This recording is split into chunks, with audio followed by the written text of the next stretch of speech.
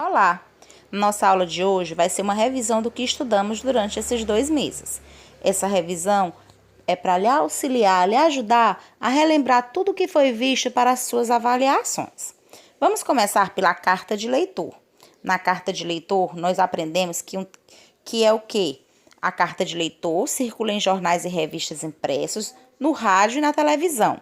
Também está presente na internet quando o veículo de comunicação abre espaço para que os leitores expressem sua opinião em forma de comentários. Estudaremos aqui apenas os textos impressos. O autor da carta pode ser qualquer indivíduo que tenha lido um texto publicado e decidiu manifestar-se, seja para concordar ou discordar, seja para comentar ou acrescentar informações sobre o assunto vinculado. Como geralmente o espaço reservado ao leitor é pequeno, além de selecionar as cartas, o meio de comunicação pode publicar apenas parte do texto. O leitor desse tipo de carta é o mesmo dos veículos de comunicação que publicam os textos, que motivaram a manifestação em relação ao artigo, à notícia ou à reportagem.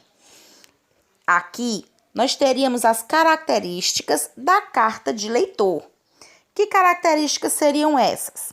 Como se observa nos exemplos lidos que a gente lê no nosso livro, a carta de leitor deve abordar temas que interessem a maioria dos leitores, como questões sociais, políticas, econômicas e culturais. A linguagem pode ser mais ou menos formal, de forma como as características de quem escreve. Como é publicada em um veículo de comunicação, deve respeitar a norma padrão.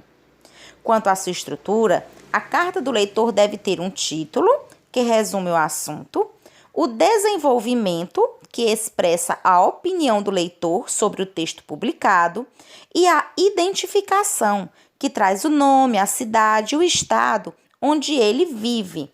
Pode trazer também o seu e-mail.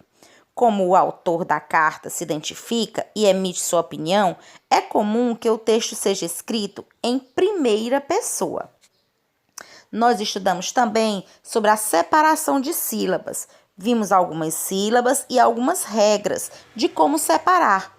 Quando duas vogais se encontram de acordo com o modo como são pronunciadas, elas podem ficar na mesma sílaba ou ficar em sílabas diferentes. Aí nós temos a palavra chegou e alegria. Quando 3 vogais se encontram de acordo com o modo como são pronunciadas, elas podem também ficar na mesma sílaba ou em sílabas separadas. E aqui teríamos algumas regras para essa separação. Lembrando que quando eu vou separar a sílaba, eu separo as palavras com um hífen. O, vá. Eu vou separar a sílaba por um traço, um hífen. Nessa separação, nós aprendemos também a classificação das palavras quanto ao número de sílaba. Quando a palavra tem uma sílaba, eu digo que é um monossílabo.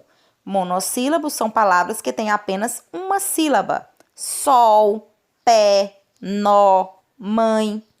Quando a palavra tem 2 sílabas, eu digo que ela é um dissílabo. Na palavra leite, na palavra lua, 2 sílabas. Cama, moto, medo. Na palavra, quando ela tem 3 sílabas, eu digo que ela é um trissílabo. Reclama, panela, parede. Palavras com 3 sílabas. E dizemos que temos um polissílabo quando a palavra tem 4 ou mais sílabas. Na palavra reportagem, eu tenho 4 sílabas, portanto, polissílabo.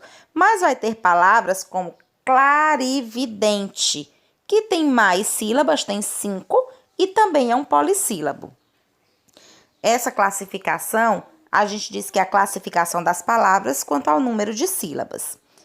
Passamos a estudar sobre a carta de reclamação. Já vimos a carta do leitor e a carta de reclamação seria o quê?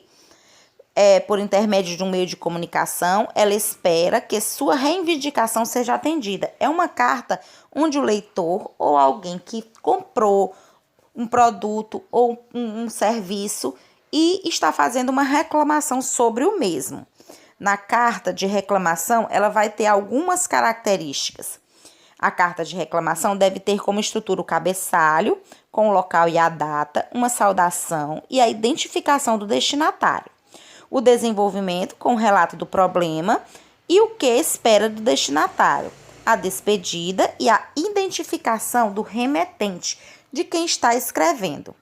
E por fim nós chegamos à manchete de jornal, que a gente estudou que manchete de jornal é quando nós temos uma notícia importante e ela se destaca naquele meio de comunicação. Vamos dar uma estudada, mais uma lida em todos esses conteúdos e fazer uma boa prova.